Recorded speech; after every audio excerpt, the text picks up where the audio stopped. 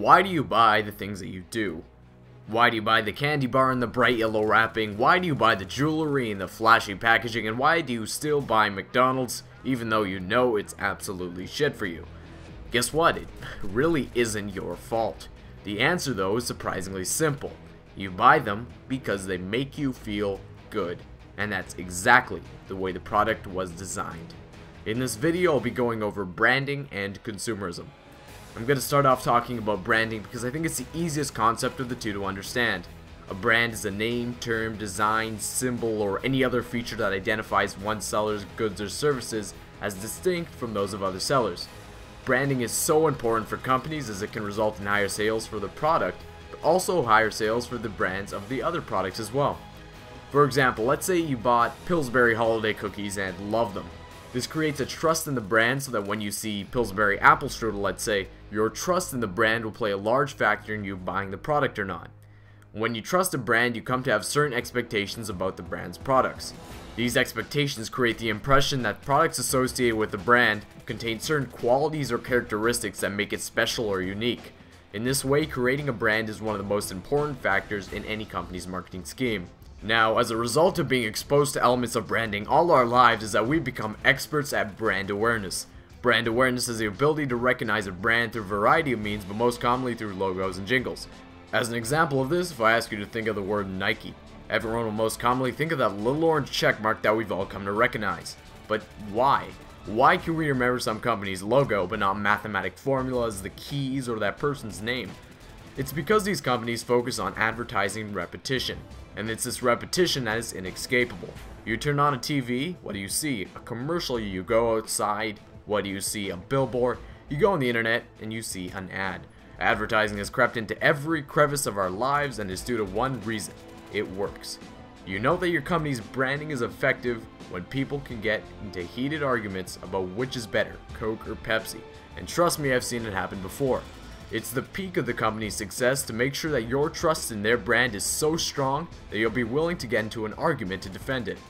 The sad part is the people arguing are just like you and me, who have grown up in a society where consumerism is king. We are part of a society where our only purpose at the end of the day is to buy crap. Consumerism is a social and economic order based on fostering a desire to purchase goods and services in ever greater amounts. It's a psychology that we base our whole lives upon, and it's the order that will undoubtedly drive us into oblivion. Under consumerism, we believe that happiness is based on the amount of material possessions we have. Thus, we make it our lifelong goal to acquire more and more possessions, making us happier. But this just isn't the case in reality, however, where money doesn't buy happiness like we've come to think it does. But how did a philosophy that robs its followers of reason and good sense come to dominate the most powerful countries in the world? Well, in the 17th century, a new economic group was emerging: the middle class. During this time period, it became respectable to consume and show off your consumption. Thus began a great race to always consume more than other people, and the ideology of more you consume, the happier you are, was born. With the rise of the middle class in later centuries, consumerism grew with it. The Industrial Revolution and rise of big business only complemented consumerism, and soon it was rooted at the base of any capitalistic society. Today, consumerism is the strongest it's ever been, and it's spreading fast. It took 200 years for the US to reach its point of consumption. It has taken China 20 to reach the same level, and it's still growing. It will eventually reach a point where what we consume will pass what we can produce.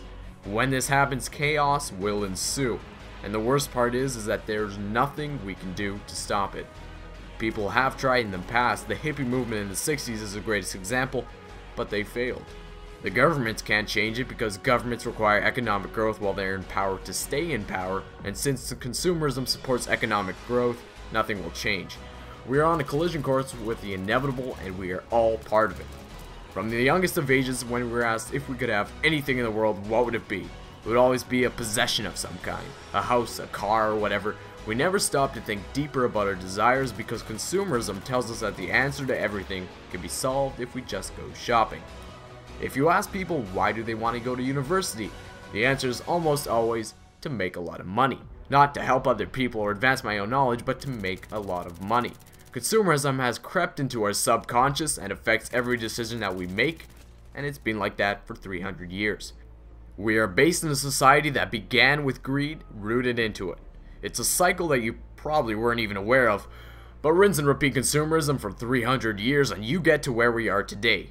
A today where consumerism thrives. We are bombarded with over 3,000 advertisements a day, consistently told that everything that we are and that we own is wrong, but can be fixed if we go shopping. And we do go shopping.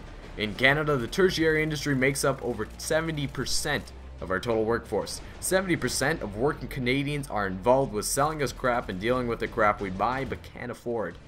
This wasteful ideology associated with consumerism will become ever apparent as time goes on, but for now you will buy the candy bar in the bright yellow wrapping or the shiny jewelry in the flashy packaging because you believe that when you have it, you will be happier.